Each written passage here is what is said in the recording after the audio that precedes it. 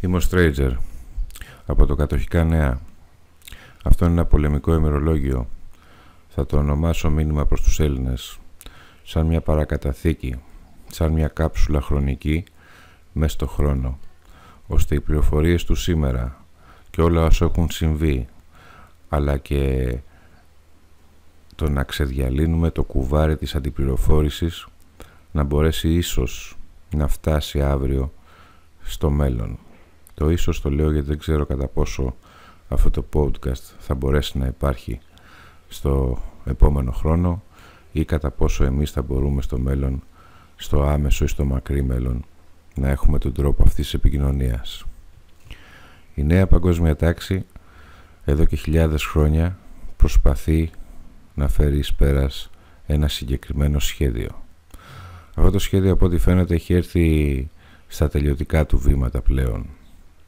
Πριν 5 χρόνια, όταν ξεκινήσαμε να κάνουμε εναλλακτική ενημέρωση στους συνανθρώπους μας, υπήρχαν μερικές σελίδες με όχι ιδιαίτερη επισκεψιμότητα, μιας και οι άνθρωποι οι οποίοι κοιτούσαν την εναλλακτική πληροφορία ήταν λίγοι. Προσπαθήσαμε τότε και δημιουργήσαμε μια νέα μορφή πληροφορίας.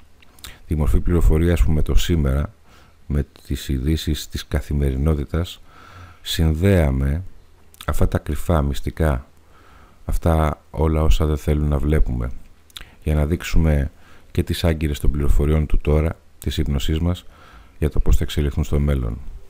Αυτή η διαδικασία μας έκανε μία από τις πιο γνωστές ιστοσελίδες στην Ελλάδα. Ταυτόχρονα, μέσα σε αυτή τη διάρκεια, δημιουργηθήκαν εκατοντάδες σελίδες, οι οποίες προσπαθούν και αυτές με το δικό τους τρόπο, το δικό τους μετερίζει, να ενημερώσουν για το ότι κάτι δεν πάει καλά. Βέβαια, σε ένα σχέδιο που εξελίσσεται εδώ και χιλιάδες χρόνια, είναι σίγουρο ότι όταν έχεις παράγοντες οι οποίοι δεν ελέγχονται, αυτό το σχέδιο θα παραμένει ζωντανό μόνο και αν μπορεί να εξελίσσεται. Γιατί τα λέω αυτά? Γιατί θέλω να κατανοήσουμε κάποια πράγματα. Όσο και να μην θέλετε να το πιστέψετε, όταν άνθρωποι σε μεγάλο αριθμό αρχίζουν και αντιλαμβάνονται τι ακριβώς συμβαίνει, τότε έχουν και τον τρόπο να επηρεάζουν το ίδιο το σχέδιο των αντιπάλων. Αν π.χ. αύριο θέλουν να σου δημιουργήσουν μια false flag κατάσταση, μια κατάσταση πανικού μες στη συνείδησή σου, με στημένο θέμα, εάν το γνωρίζουν 50.000 π.χ. άνθρωποι, ένα νούμερο είπα τυχαίο, είναι σίγουρο ότι αυτό το σχέδιο θα αναβληθεί. Ο χρόνος τους ανήκει. Γιατί τους ανήκουν όλα τα άλλα. Εμείς τους έχουμε χαρίσει το χρόνο μας και μέσα από αυτό το χρόνο που έχουμε σκλαβωθεί μας κάνουν ό,τι θέλουν και τώρα πλέον προσπαθούν να φέρουν τη δικιά τους νέα τάξη πραγμάτων έτσι όπως την ονειρεύονται και εμείς να την δεχτούμε και όχι μόνο να τη δεχτούμε, να τη ζητήσουμε. Τι σημαίνει αυτό?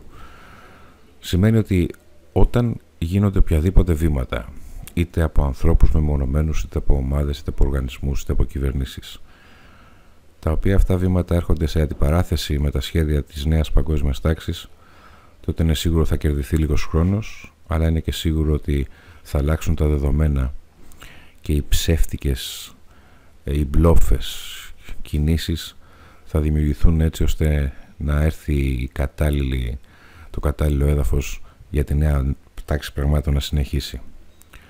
Πώς βλέπω το μέλλον μας? Κάποτε είχα πει ότι είναι καιρός και πρέπει σε αυτή την εποχή να εκπαιδεύσουμε τα παιδιά μας στο να γνωρίζουν τι είναι η αυτάρκεια και τι είναι η αποθήκευση. Πριν μερικές μέρες μίλησα με έναν άνθρωπο που μου λέει κάποια πράγματα για την αποθήκευση που αντιλήφθηκα ότι τα έχει κατανοήσει λάθος. Όταν λέω νέα παιδεία σε αυτάρκεια και αποθήκευση, το λέω γιατί γνωρίζω ότι αυτή τη στιγμή σε αυτόν τον πολιτισμό της Χέστρας έχει δημιουργηθεί η ευκαιρία, η πιθανότητα, η πολύ μεγάλη πιθανότητα ανά πάσα στιγμή χώρες που νιώθαν ασφαλείς, όπως η Ελλάδα, να μην είναι πια ασφαλείς μέσα σε έναν πολιτισμό ψεύτικο, σε έναν πολιτισμό που σου δίνει την αίσθηση της ασφάλειας, αλλά επί της ουσίας δεν είναι καθόλου ασφαλής. Άρα λοιπόν πρέπει τα παιδιά μας να τα εκπαιδεύσουμε στο να έχουν τον τρόπο να επιβιώσουν μέσα σε μια στιγμή αναγκαστικά, ενώ βρίσκονται στο τώρα και στην εύκολη ζωή, να μπορούν να επιβιώσουν και στη δύσκολη ζωή και στη ζωή που δεν έχεις ρεύμα, δεν έχεις να φας και το καθεξής. Σε λίγο καιρό θα φέρουν τις καταστάσεις που χρειάζεται η δική μας ηγεσία σαν χώρα ή η δική μας συνείδηση σαν άνθρωποι, ώστε να μπούμε κι εμείς στον δύσκολο χορό της νέας παγκόσμιας τάξης, θα το πω έτσι. Σκέφτομαι λίγο με ποιον τρόπο θα σας πω όλα αυτά που θέλω. Μην αναρωτηθούμε αν σε λίγο καιρό, σε 6 μήνες, 1 χρόνο, 2 χρόνια, ο χρόνος, είπαμε, είναι δικός τους και είναι λίγο πια ανόητο να χαρακτηρίζονται οι πληροφορίες μας ως μη αληθινές ή μη σοβαρές όταν δεν πέφτουμε μέσα στο χρόνο, γιατί ξαναείπα ότι όταν πέσουμε μέσα στο χρόνο έχουμε τις μεγάλες περιπτώσεις να τον έχουμε αναιρέσει λόγω του ότι το καταλάβαμε πολύ ότι έρχεται κάτι συγκεκριμένο. Πιστεύω λοιπόν ότι σε λίγο καιρό θα δημιουργηθούν οι συνθήκες ώστε η Ελλάδα να πρέπει να αποφασίσει μόνη της. Ακούμε για δημοψηφίσματα, ακούμε για έξοδα από ευρώ, ακούμε για δραχμή. Όλα αυτά είναι τα αγκίστρια, όλα αυτά είναι τα δολώματα. Είπαμε και το έχω ξαναπεί και θα το ξαναλέω ότι το χρήμα πια δεν τους ενδιαφέρει. Τους ενδιαφέρουν άλλα πράγματα. Το χρήμα είναι μια σύμβαση αλήθειας μεταξύ μας που εμείς είμαστε εξαρτώμενοι από αυτό και όχι οι εχθροί μας. Μην αναρωτηθούμε λοιπόν και μην μείνουμε χαζοί αν σε λίγο καιρό δούμε ανθρώπους οι οποίοι μέχρι χτες ήταν στο πολύ παρασκήνιο να τους υποστηρίζουν τα μίντια. Μην αναρωτηθούμε αν σε λίγο καιρό δούμε πράγματα που ούτε στο χειρότερο αστείο μας δεν τα περιμέναμε να ισχύουν σε αυτόν τον πολιτισμό της χέστρας. Προσέξτε, ένας σχεδιασμός χιλιάδων ετών, όταν έχει όλα τα όπλα, όλους τους νόμους, όλους τους τρόπους, θα χρησιμοποιήσει τα πάντα για να σε οδηγήσει εκεί που θέλει.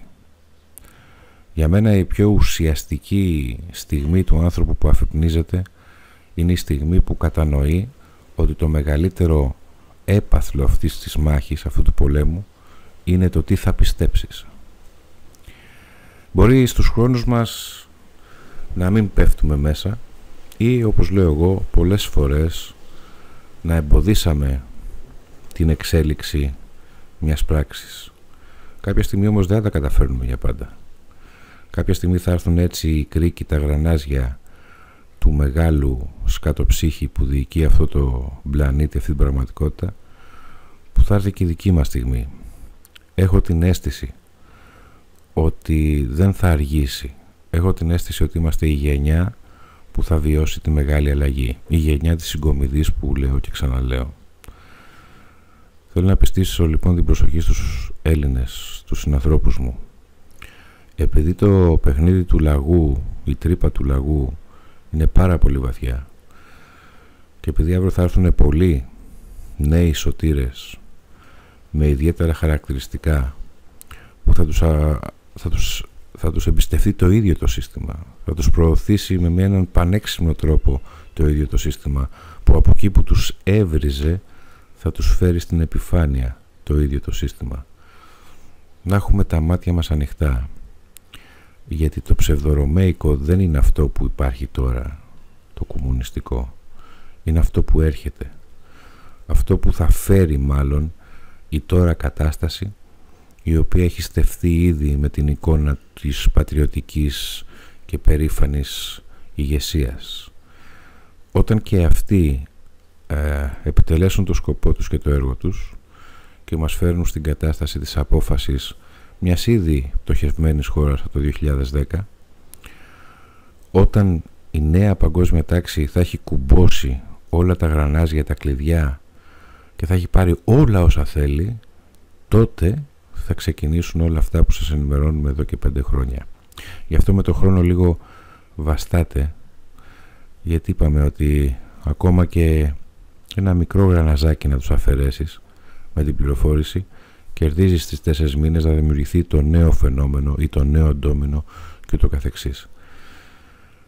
Σε αυτά που έρχονται, πέραν του ότι πρέπει να είσαι συνδυσιακά έτοιμος και αφυπνισμένος για το τι πραγματικά παίζεται, τι είναι επί της ουσίας αυτός ο πολιτισμός, από ποιους ελέγχεται αυτή η κοινωνία, τι είναι το χρηματοπιστωτικό μας σύστημα, κατά πόσο υπάρχει δημοκρατία ή όχι και κατά πόσο εμείς που είμαστε οι πραγματικοί εργάτες αυτής της γης, είμαστε αυτοί που πραγματικά κάνουν τη γη να γυρίζει, αν όλα αυτά τα έχεις αντιληφθεί και έχεις δει πιο βαθιά ότι πολύ λίγοι άνθρωποι, λίγες οικογένειες, μια γραμμή αίματος που έχει σχέση και με θυσία, που έχει σχέση και με τράπεζες, που έχει σχέση και με μασονίες και όλα αυτά μας διοικεί, θα ήθελα σε αυτά που έρχονται να κατανοήσεις ότι επειδή ελέγχουν τα μάτια σου, την πληροφορία σου, τον τρόπο που αισθάνεσαι και επειδή σε έχουν εκπαιδεύσει αυτοί οι ίδιοι από μικρό παιδί να αισθάνεσαι συγκεκριμένα ακόμα και κάτω από συγκεκριμένους ήχους, π.χ. όταν ακούσεις τον ήχο του εθνικού σου ύμνου, να έχεις διαχωρίσει λίγο μέσα σου την προσοχή σου ώστε να αντιληφθείς αν σε όλο αυτό που έρχεται να βιώσεις υπάρχει ένα μεγάλο ψέμα. Ξαναλέω ότι για αυτούς δεν υπάρχουν χώρες, για αυτούς δεν υπάρχουν σημαίες, δεν υπάρχουν γουλώσες. Ίσως υπάρχει για αυτούς μια γενεαλογική γραμμή που πρέπει να φύγει από τη μέση γιατί έχει ιδιαιτερότητες. Αυτή θεωρώ ότι είσαι εσύ, ο καθαρός Έλλην. Πρέπει με κάποιον τρόπο, ξέρω ότι είναι δύσκολα αυτά που λέω, να αφήσεις περιθώριο στη γραμμική σου εκπαίδευση και αντίληψη για να ακούσεις ή να ερευνήσεις όλα αυτά που σου λέω αν είναι αλήθεια. Είναι δύσκολο να πεις με τη μία ότι ναι, είναι ένα απίστευτο μεγάλο παιχνίδι, παραμύθι, θείασος που κοροϊδεύει εδώ και χιλιάδες χρόνια όλα τα ζώα στη φάρμα, το ξέρω, αλλά άσε λίγο χώρο, κενό στη συνείδησή σου και αναρωτήσου. Άρχισε να το ψάχνεις, αμφισβήτησε τα πάντα ακόμα και εμένα που στα λέω, αλλά αν βρίσκεις σημάδια που σου δείχνουν ότι αυτά που σου λέω είναι έτσι, τότε φρόντισε να κάνεις τον εαυτό σου να είναι σε θέση σωστής άμυνας, γιατί ακόμα δεν έχουμε δει τα χειρότερα, γιατί το χειρότερο απ' όλα είναι να πιστεύεις ότι είσαι ελεύθερος, αλλά στην πραγματικότητα να έχεις γίνει χειρότερος σκλάβος. Αναρωτήσου και άκου την καρδιά σου. Δεν θέλω να το κλείσω ακόμα, δεν ξέρω γιατί δεν έχω περάσει ακριβώς αυτό που θέλω και πρέπει τα λόγια μου από εδώ και πέρα να τα προσέχω πάρα πολύ καλά για να ξεδιαλύνω το κουβάρι. Δεν είναι τυχαίο ότι γύρω μας ξαφνικά δημιουργούνται τάσεις πληροφορίας οι οποία θέλουν να κερδίσουν την άποψή σου. Το τι πίστεψες. Δεν είναι τυχαίο ότι αυτή τη στιγμή μέσα σε 5 χρόνια η εναλλακτική πληροφόρηση στην Ελλάδα έχει γίνει το κυρίαρχο σημείο πληροφορίας. Δεν είναι τυχαίο που και οι σελίδες, οι κλασικά δοσμένες σελίδες σε φουστίτσες αρχίζουν και παίζουν εναλλακτική πληροφορία. Θέλουν ένα πράγμα, να σε διαχωρίσουν ξανά. Να σε διαχωρίσουν ξανά και μέσα από την εναλλακτική πληροφορία να σου φυτέψουν τα δικά τους πρακτοράκια.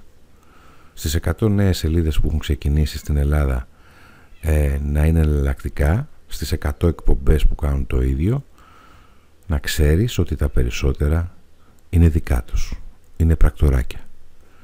Γιατί αν έρθω και σου πω μια αλήθεια που δεν γνώριζες, αλλά μέσα στην αλήθεια φυτέψω 3 ψέματα όμορφα που με βολεύουν για το αύριο, τότε έχω κερδίσει πολιτική δύναμη εναντίον σου χωρίς εσύ να το γνωρίζεις. Πρόσεξε τι έρχεται. Πρόσεξε σε ποιους αύριο θα δώσεις το νέο ok, με ποιους αύριο θα νιώσεις Έλληνας με υψηλή περηφάνεια. Γιατί ξαναλέω ότι το ψοφτερομέικο είναι κοντά. Να είστε καλά, Stranger, για το κατοχικά νέα.